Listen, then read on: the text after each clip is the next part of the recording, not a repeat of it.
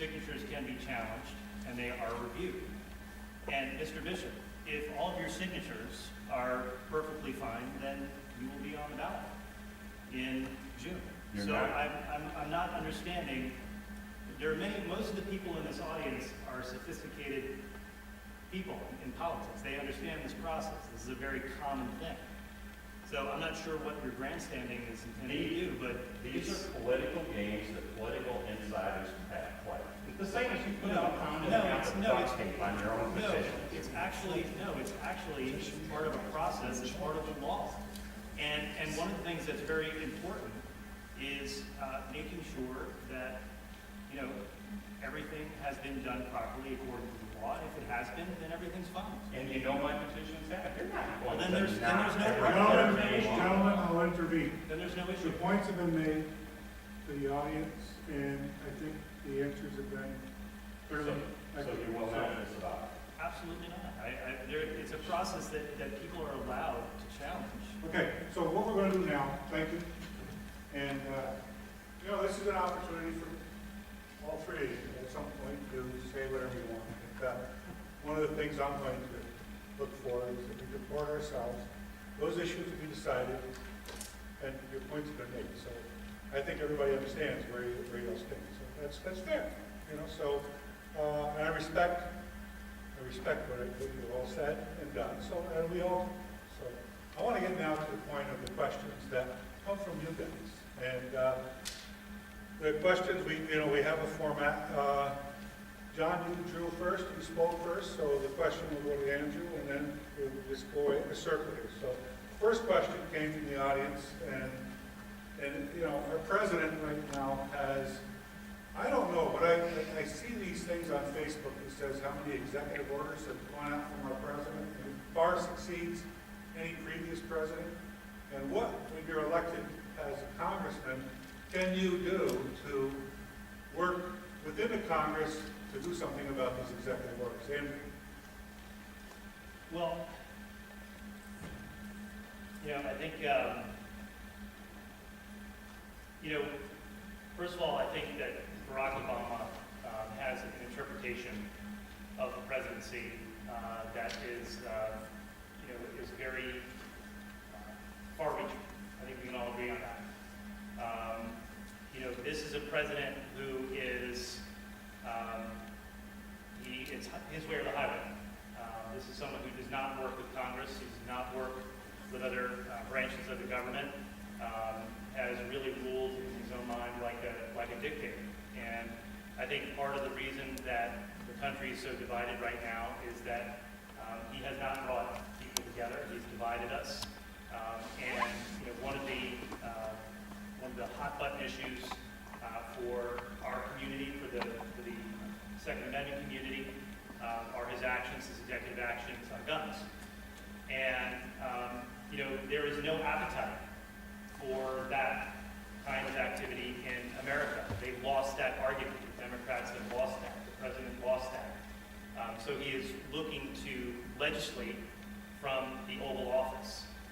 And I think that, the reality is that if you look at our system of government, the Congress is in many ways the most powerful organ of government. You've got the judicial, the executive, and the legislative. And the legislative, without a question, is potentially, and I emphasize potentially, the most effective curb against the president. And I think that probably the most important thing we need to do is we need congressmen in office who are not beholden to the idea of re-election. That re-election is not the most important thing to them. And I think that the Republicans have disappointed us mightily. They talked a good game. They talked a good game about passing budgets that are going to cut spending, that they're not going to increase the debt, that they're going to push back against Obama's executive overreach. They haven't done it. And so I think the most important thing we need to do is have congressmen in office who are going to have the fortitude, who aren't going to be afraid of the political risk of pushing back on that government overreach. And so, to me, the most important thing that I can say is that, We need congressmen, we need to elect a congressman who isn't afraid to come home after 2 years. This cannot be all about being reelected. This has to be about taking a stand and being principled and pushing back on the executive or against your fellow Republicans, whatever the case might be. And that is the kind of independent voice I will be in Washington.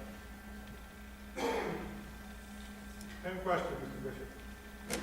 The main control we have over the executive's overreach with executive orders, and also taking that one step further, is the bureaucratic overreach, where they impose laws that have never been voted on by anyone in the legislature. For instance, the one I keep using because I'm a farmer is the Waters of the U.S. Act.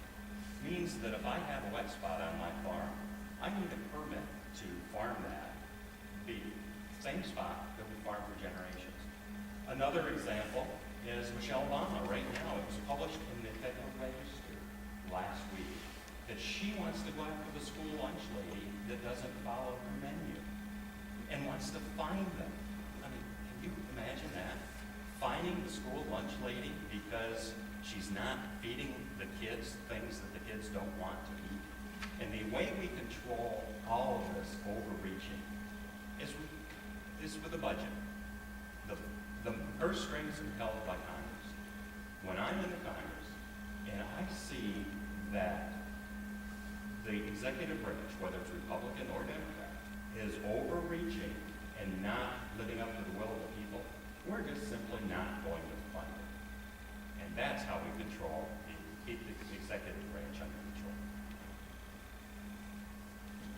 Mr. Faso?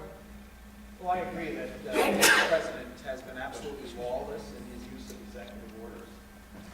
We remember his prior statement about immigration, where he said he was not a king, and he did not have the capacity to issue the amnesty, the executive order amnesty that the immigration rights activists had been pressing him to do for 2 years. And then shortly after the 2014 election, that's precisely what he did. Fortunately, the third branch of government, the judiciary, both at the district court level in Texas and then at the appellate court level, has stopped him. So that is an example where the other branch, namely the judiciary, has checked his abuse of power. But we've also seen this in terms of his willingness to go after, and I mentioned religious liberty before, literally the Obama administration is suing the Little Sisters of the Poor because they have a moral view about certain aspects of the health insurance plans that the Obama administration is attempting to impose upon them. Now, can anyone doubt that the Little Sisters of the Poor have a sincere and deeply felt religious and moral view that they're seeking to uphold? And yet this administration is forcing the Little Sisters of the Poor, and the case was argued in the Supreme Court just about a month ago, to go to the Supreme Court to assert their First Amendment right to religious freedom. So it is the Second Amendment under attack, it is religious liberty, it is speech, and we see the usurpation of power under this executive. The way that Congress has to control it, they have to control it through the appropriations process.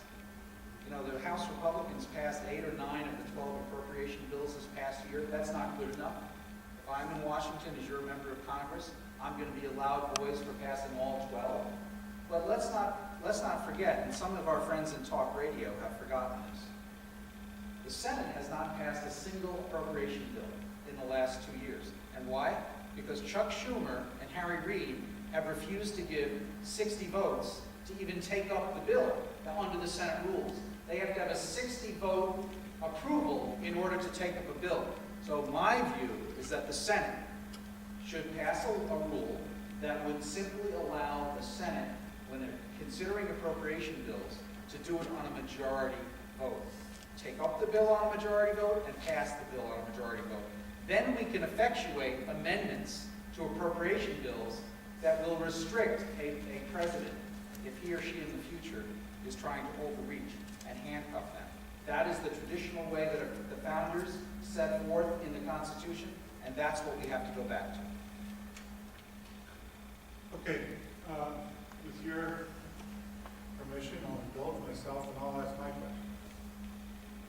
has to deal with our state government and our federal government.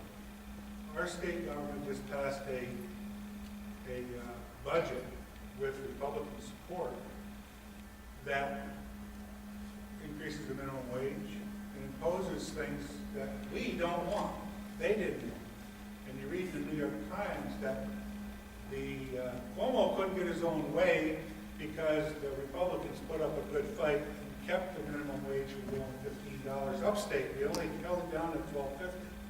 And farmers and the local hardware stores are going to go bankrupt because of this stuff. They're going to be closing, and it's going to be a big problem for us.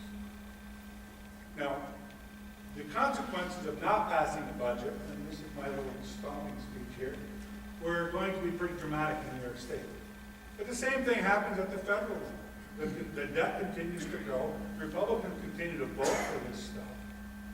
And, you know, the consequences of, you know, the sequester was minimal as far as what impact it had. It just slowed things down a little bit. But, my God, I know that we've got folks here in the room who might say, shut down the government for a while and stand our ground because we're Republicans and we don't want this type of spending and debt to continue. So I'm just going to ask each of you to make a comment about our state government and our federal government and how we're going to change the dysfunction of a continuing resolution that continues to put us further into debt, deeper into a hole, and nothing ever changes. So that's my question to you guys. I think it's a fair one. And we're going to go, Bob, you're first now. Did you like my question? I think it's far time that somebody starts speaking about, we got to do something different, and it's not happening. So we do, and I think the main thing in state government, let's elect Chris Gibson as governor. That'll get things straightened out. But what we need to do in the state government is we need to get our budgets under control. We need to stop that giant sucking sound downstate. They claim we support upstate. That's a joke. We support them. So we need to get state spending under control. There were so many years that we did not have budgets passed on time. And so then now we go to getting the budgets passed by April 1st. And then we can see things getting passed, you know, at the last minute. We need to do away with budgets that grow each year. We need to go back to zero-based budget. We need to start every year and say, okay, in your department, what do you need? And then we go from there. And as your congressman, I'll sponsor legislation for a balanced budget amendment. I'll insist that we pass bills rather than funding government through short-term spending bills.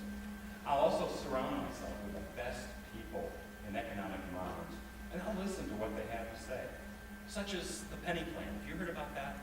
That's where we take a penny out of every category in the budget every year for 5 years. Then we also cut spending. We limit it to 18% of the GDP. That's the historical average in the post-war era. And you know, if we did that, we'd have a balanced federal budget in 5 years. I also recommend we do away with baseline budget, like I just said. We need to go to zero-based budget. We can't just have people say, if I don't spend it, I'll lose it. We need to start from zero every year and rebuild the budget. I know it's a lot more work, but I think it's mandatory. If we don't do that work, we're in deep trouble. And we can make budget cuts without hurting essential services by reconsidering the services that are indeed essential. The federal budget includes a whole lot of things that intrude on our daily lives that don't need to be done. So that's my program on how I think we can get budgeting under control. As a congressman, I won't have a vote on state matters, but I will have an opinion. And I know that our state legislators and our state leaders will listen to the opinion of city congressmen. Just a quick follow-up from me. Sure. You didn't answer my question. Would you vote to shut down government if necessary to continue government? The last few times that it came up, I would have probably. Thank you. I am not saying that I would do it in the future because if there's a national security issue, for instance, if we're in war, Okay. I won't want to make that pledge. But the last times, yes, I would. Okay. John? So I think the answer to the last part of your question is it just depends upon the circumstance. And I don't think you can project and say in every single instance I would do this or that in terms of government chin politically with some of the approaches that have been taken on the government shutdowns. It's not to say that, we went through this in the state legislature. It's been 13 years since I've held public office. But through the 90s, late state budgets were endemic in Albany. And very often, I came to the conclusion that the very budget that ultimately was adopted could have been adopted at the deadline, had people of good faith just come together and make a decision to decide to finish the budget process.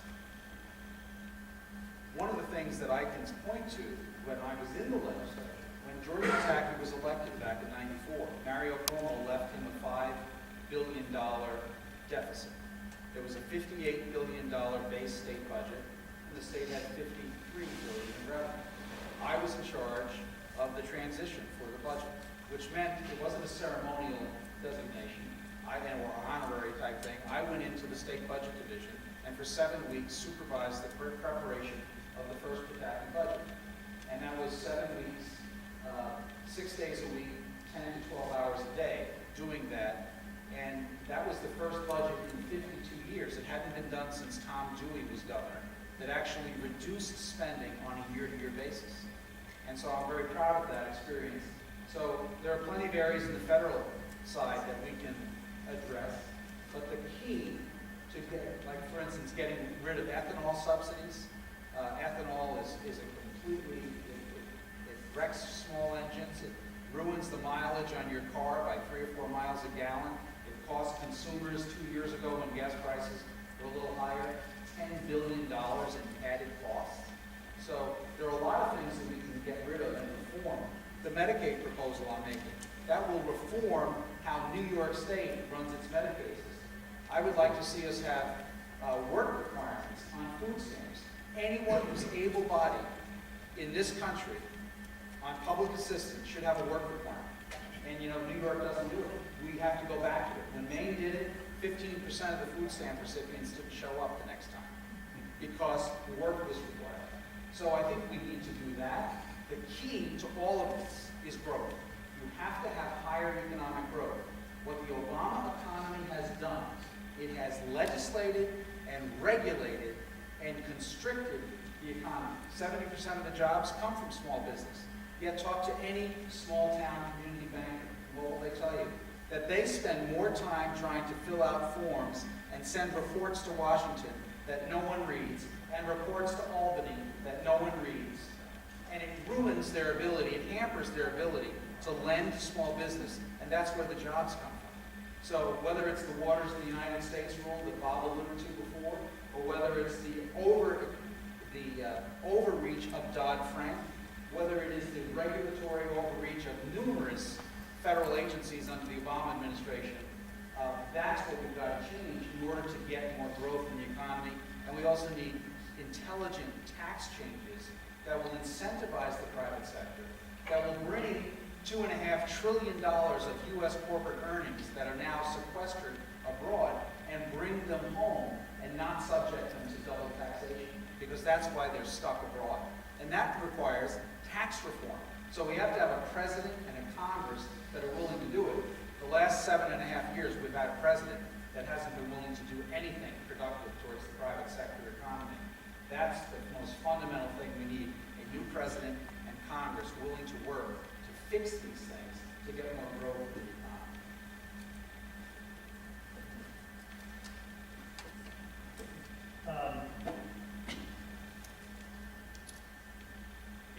When I woke up and I heard about that vote on the budget, and I saw how everyone voted, 62-0, there wasn't one dissenting vote in the Senate. It was 0. 62-0. On the budget. No one voted against it. I have to tell you, I felt a really deep sense of betrayal. I couldn't believe that they had done it. I just couldn't believe it. And if you want to just put your imaginations to work for a second, how do you think you get to 62-0? Can you imagine the pressure that was brought to bear on those Republican senators? And what do you think, what kind of pressure do you think they put on them? You're going to lose this seat, this chair. You're going to not get as much from for your re-election campaign. Maybe we'll let you get primary, all kinds of backroom deals, all kinds of pressure. And we also have no idea how that budget actually got passed. It was presented to the legislators, and it was rushed right through, and that is the state of our government. And what did our Republicans do, our elected Republicans do? They took their big old stamp and they put their stamp of approval on it. And, you know, a couple days later, I was up in another county, in Otsego County, and I was talking to a guy who runs an operation, and he had just invested about $800,000, borrowed from the bank, $800,000 in growing this tourist attraction. It's a cider mill. And he explained to me that, you know, as soon as that bill passed, he had to fire a full-time employee, because in the summertime, the people he employs are kids. They're mostly children, they're mostly they're teenagers. And so he paid the minimum wage. And this is an entry-level job for these kids who come home for the summer and work for him and run the tourist attraction. Well, now he has to pay them 30% more than he was before. And there's a lot of kids running this operation. So he had to fire a full-time employee to accommodate that. So in my book, that was the first job loss, the first evidence I had, and it was within days. So someone's family, someone's life just got changed by that bill. 62-0. That is a betrayal. That is why people have lost faith. And this happens again and again and again. And we take it and we take it and we take it. So my answer to your question is really simple. It's not complicated. The answer is you do everything to fight. You do not back down. And I disagree with your premise, by the way, that the only answer is to shut down the government. That is an indication of the lack of imagination that Republicans have. How untalented our Republicans are right now. I can't tell you the number of times in business that I've gone into a negotiation, people say, you're never going to get that out of them. They're never going to do that. Well, we'll see. We'll see. Let's see. Let's negotiate. Let's try to achieve leverage. And you don't get leverage overnight. You build it. You build that leverage. And you negotiate. And in the last moment, if you are defeated, you remain defiant. Because you have to stand for something. That's the problem in this country. You know, the Republicans go to Congress, they don't want to leave. That's why they fold. That's why every single member of the Senate folded. They don't want to lose that seat. That's the problem. That's the problem, everyone. That's it. And if there's one thing, only one thing I do, if I get to Congress, I will not fold. I will not fold. I am not afraid to be sent home. I'll tell you that right now.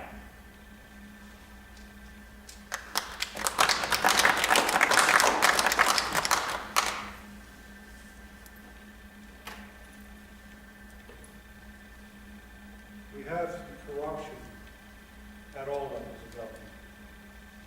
And so we have two questions, but I'm going to combine them into one because I think they're so much related. The first one says the corruption in our government is pervasive from the top down.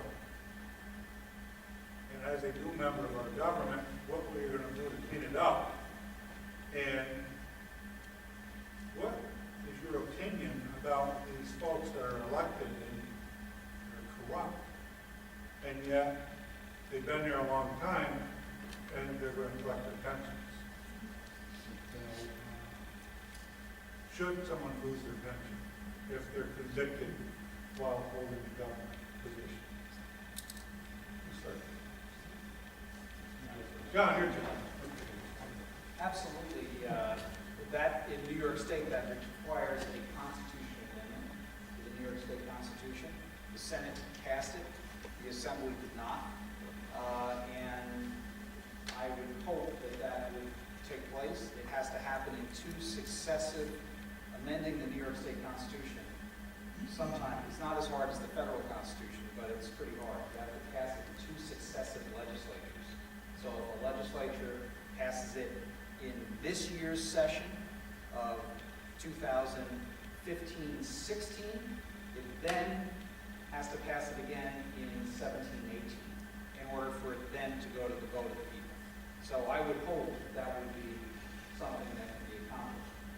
I would, however, point out that the character of the people you send to office, whether it's a local office or the highest office in the land, to me is the most singular, most important thing that you can do. I ran for governor, you may recall, against Elliott Spitzer.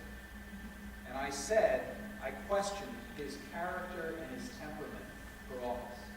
It was a very difficult election because 2006 was not a very good year to run as a Republican candidate. And we lost the House and Senate in Washington, and we had losses all throughout the country. He had 37 million, I had 5 million. So very little of my proposals were heard by the public, unfortunately.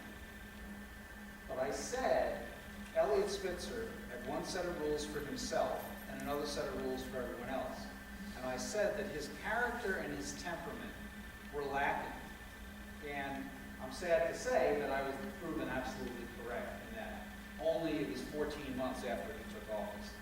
So you can pass all the laws and the rules you want about, it's like saying, passing a law that you shall be honest, you shall tell the truth. You know, the fundamental thing that you have to decide as voters is what is the character of the person? Can they stand up to the influences, etc.? There's one other thing that's corruption, and part of your question, Roger, that you consolidated was discussing corruption. Sometimes it's not the things that are illegal that are so outrageous. It's the things that are legal that are outrageous. Now the left, we're going to have a campaign this fall against Zephyr Teachout, a very far left socialist endorsed by Bernie Sanders. Her big thing is, oh, we've got to fight corruption. How do we, what she forgets, all of us are against corruption. I don't care if you're a liberal Democrat or a conservative Republican. But what the left forgets in this entire analysis is that big government itself creates the opportunities for corruption.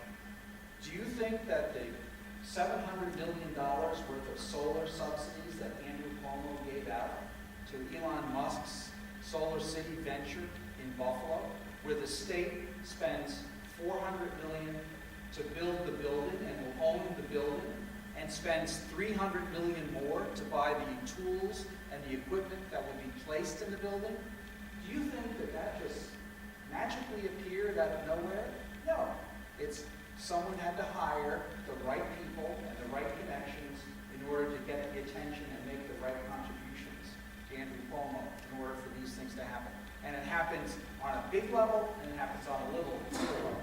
And the fact is, big government, high-spending government, which the left loves, is actually an opportunity for so many to corrupt for corruption.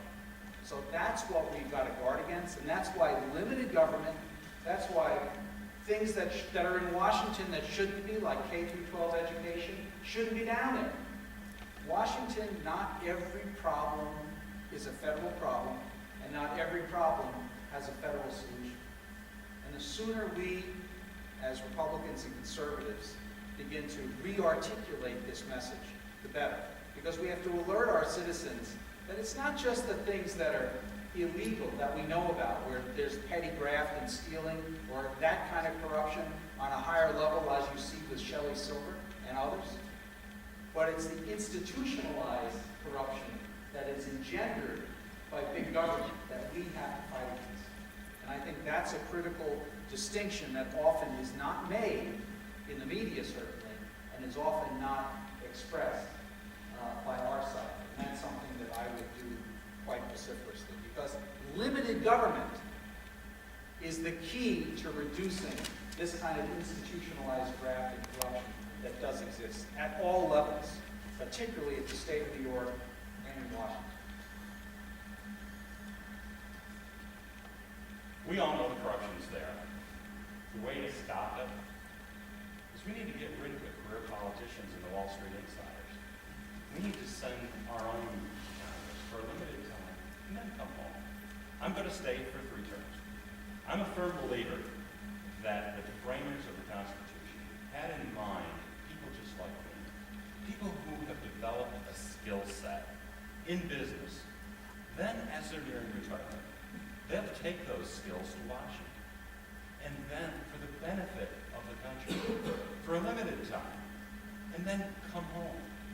So if you're not there too long, you're not going to be subject to the corruption. We also need to limit the influence of lobbyists. When you look at the corruption in New York, especially when you read Shelley Silver Sleeping with a Lobbyist, I mean, the lobbyists just have too much influence. And we need to get that influence out of there.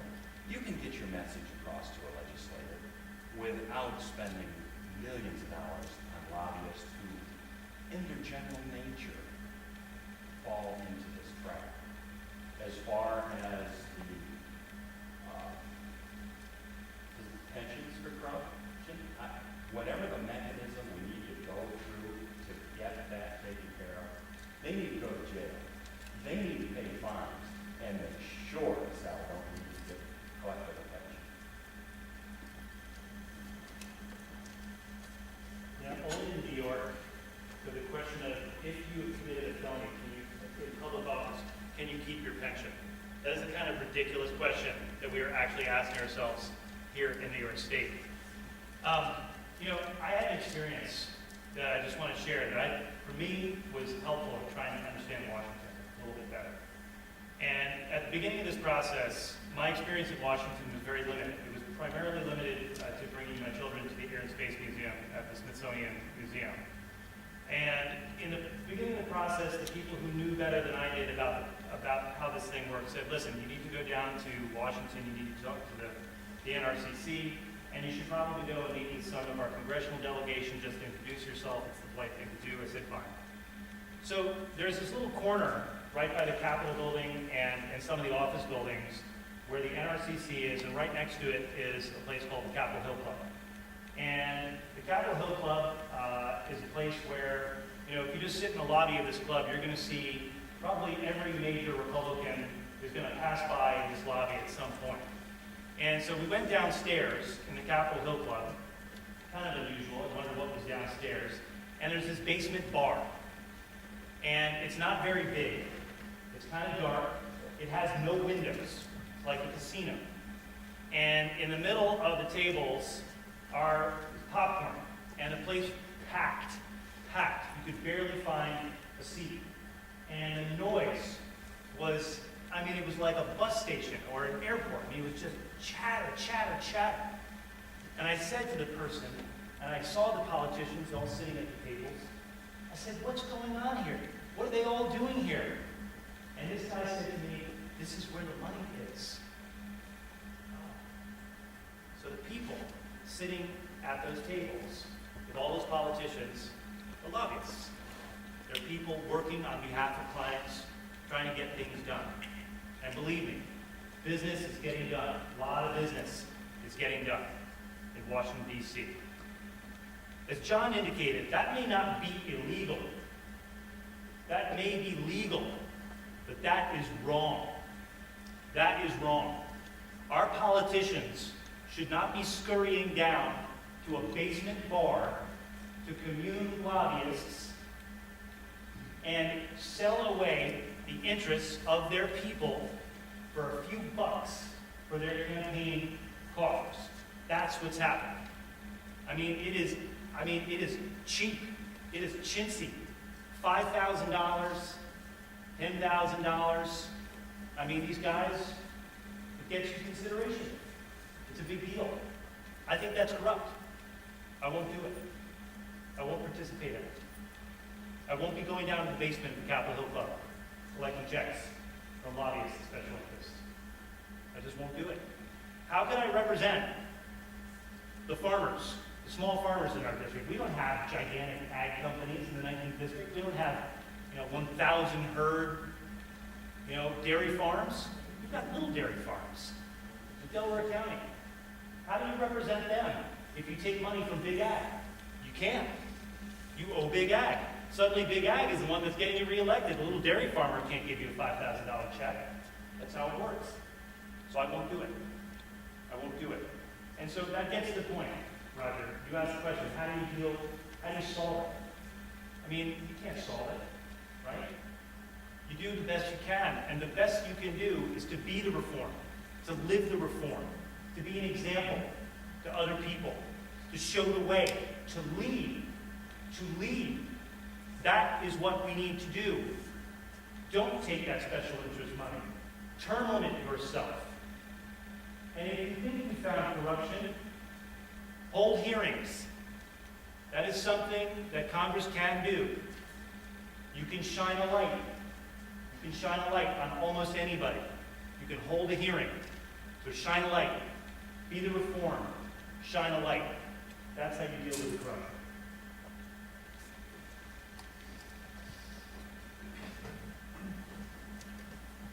I gotta tell you guys something. Earlier in the year, before, I think it was in, oh, I forget the date, this year, since the New Year's turned into a blur with political activity for me, and probably for you guys, but the sportsman, Elmer LeSueur, he wanted to have these guys at an event, and so we scheduled one up in another school in South, down in Bolster. What I said then, I'm going to repeat today. You see these three gentlemen? You may have your favorite, but we better all love all of them, because come June 29th, when the ballots are counted, we need to unite as a party and as a people, and as a family, and support whoever it is that wins that election. That's what we got to do. And so we're nearing the 9 o'clock hour. I know some folks have expressed interest in going, and the polls are closing, by the way. Our selection of a presidential candidate here in New York is, the opportunity is over. I have a prediction on what the results are. I won't share it. I will tell you this, though, just on my behalf. I am lobbying to be a delegate to the National Convention, along with the Dutchess County Chairman. And we haven't settled on who's the nominee, or who the delegates are actually going to be. There's 3 delegates and 3 alternates. And whoever wins this congressional district on the first 2 ballots, we have to vote that way. But whoever wins the 19th congressional district, if I'm the delegate, I pledge to you I'm going to vote for our candidate for as long as I can. And, so the stuff you hear in the paper today about the delegates getting, and the question I was actually asked tonight, can the state chairman influence the delegations? And my answer is absolutely not. Because I, as your delegate to the National Convention, will not be bought. And whoever wins this congressional district, I will represent, and I will vote for that person on every ballot. So I just want you to know what's going on in that way. So what I'm going to do now is to ask each of you to make a brief but closing argument on why these folks should be voting for you.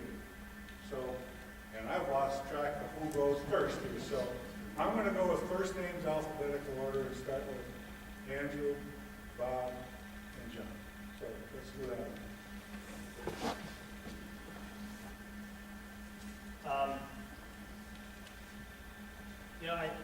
I think I've said what I believe. You've heard me flap my gums all night. I appreciate you listening to me. Look, we have big problems in this country, very big problems. And as I said to you, I think the biggest issue is we need to regain the faith of the people. We need to rebuild their faith in their institutions. And I think we need someone who understands that, and someone who is going to be willing to do the things that are necessary to rebuild that faith. It is not going to be easy to do that. It is not going to be easy to live up to that standard. But that is what I believe is necessary right now. I really do. I've been in people's homes, I've looked in their eyes, I've listened to their stories, and I know that that is the only way we get back to where we need to be as a country. We all know we need to get back someplace. We're in the wrong place right now. We need to get back. And I want to be part of bringing us back there. And I'm going to devote myself and my life to doing that. In terms of my ideas, my experience as a small business owner, I really think it couldn't be more relevant than it is today. There may have been periods of time in American history where maybe that wasn't so important. Right now it's important. Right now, understanding the importance of small business to this economy, to growing this economy, to healing the economy in this country, specifically here in Ulster County, in the 19th District, all across Central America, center of America, the interior of America. I believe small business is going to be critical to that recovery.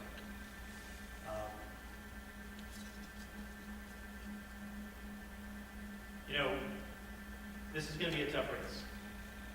It's already been very tough.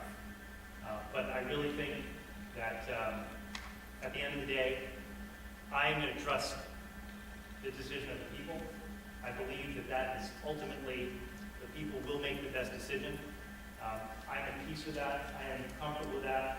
I'm going to work my tail off to get out there and to tell my story and tell people what I believe in.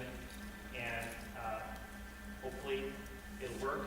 And I also just want to say to all of you tonight, if you agree with me, if you think what I said makes sense, I really do humbly ask you for your support on June 28th, because I'm going to need it.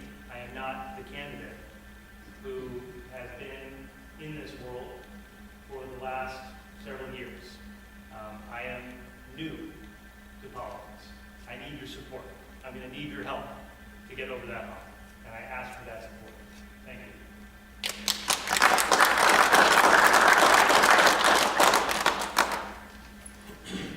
The reason I need your support is I understand how you live. I'm one of you. Hundreds of thousands of people today flock to the polls to put an end to political cronyism. That's why 80% of the people that voted in the primaries today voted for an outsider, and not a political insider or a Wall Street investor. I raised a family in the district.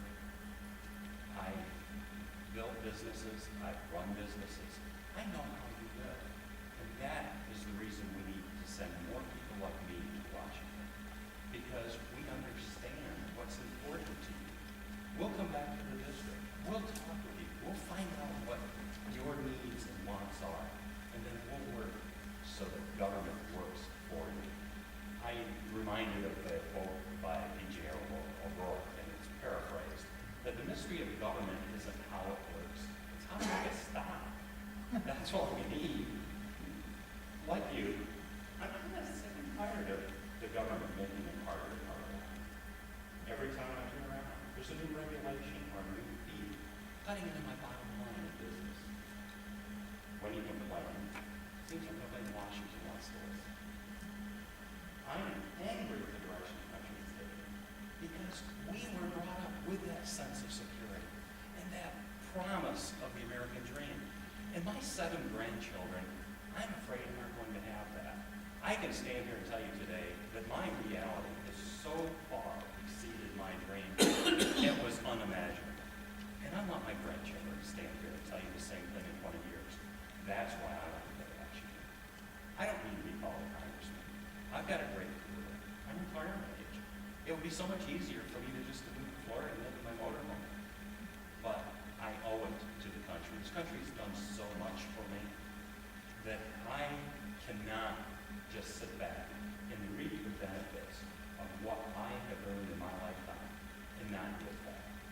The framers of the Constitution had in mind citizen legislators, like I said earlier, that worked in business and worked in their professional lives and built a skill set that they can take to Washington and put to use for the benefit of the country. That's why I need to go to Washington. This race isn't about me. It's about you. It's about your children. And it's about your grandchildren. This country can be greater. And it's not too late. But we need to get to work. And we need somebody who knows how to work. Someone who has dirt under their fingernails and a county farmer like I have, manure on my shoes. We need to get a guy in there that knows how to work for you. You won't find me standing in the chamber pontificating in front of a bunch of empty seats before C-SPAN cameras, while the other congressmen are doing that to say, pound their chest and look what I did for you. You'll find me back in the district, sitting at your kitchen table. Because when I was asked to run, a very close friend of mine who works in Congress told me, you're the man we need in this race, because you're the man who can bring the conversation down to the kitchen table level. We've had it with the insiders. We've had it with the rich Wall Street types. We need an intelligent, and my mother had me testify, and I did one quarter. We need an intelligent person in Washington who can work for the people back in the district. Thank you.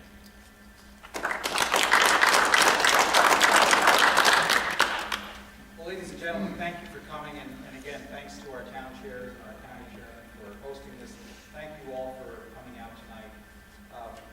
I've laid out a very clear agenda for what I want to accomplish. If you entrust me with the honor of being your member of Congress. My wife and I, Mary Frances, have lived in the same house in Kindergarten for 33 years. We've been married 35 years. We've raised our kids there. We've made our home there. That is our American dream. I understand this district because I've worked in it. We've raised our family here. I've been involved in the political process. I've been involved in the private sector. As Roger can tell you, a few years ago, he suggested a candidate for Supreme Court, Lisa Fisher. And I was very instrumental in organizing and persuading her to run because it was very important. I haven't just, after I ran for governor, I just didn't sit back and go away. I was the town chairman in my town. I worked to elect Chris Gibson. I worked to elect other Republicans like Lisa Fisher. And so I'm not a Johnny-come-lately, so to speak, to this process. I have an agenda that we need to accomplish. Cut property taxes by fixing Nelson Rockefeller's 50-year mistake with Medicaid. Force and require able-bodied people on public assistance and food stamps to work. Bring about tax reform and regulatory changes that will unleash the private sector economy to create economic growth. Why is that important for us in upstate New York? Because every single county in this district, and 38 out of the 40 out of the 55 upstate counties have lost population in the last 5 years. They continue to lose population. People are beating a path to the exits. I'm the only one that's got a clearly thought out agenda. So how do you fix the problems of where we live? Why are our communities experiencing high levels of foreclosure? Why are we seeing people being struggling to stay in their homes and seniors being forced out? So these are the issues that are going to affect us, the bread and butter economy of this district, upstate New York, and really all across America. I know the district, I've worked here, I've lived it, and I understand this process. It's for us to hold this seat, we need a candidate, a Republican candidate, that also has the Republican, the Independents, and the Reform Party lines. I have those lines. No Republican will get elected to this seat unless you also have those other vitally important lines. I've been vetted. The counties throughout this district, we had a competition. I won that competition overwhelmingly. The State Conservative Party vetted us, looked at our records, they endorsed me. The State Independence Party endorsed me. So that's the key to this. How do we win the general election and make sure Zephyr Teachout, a socialist, is not sitting in our congressional seat next year? With your help and with your support, I will make sure that this seat, and that we bring about the changes that this country so desperately needs and wants. Thank you so much, and may God bless this great country.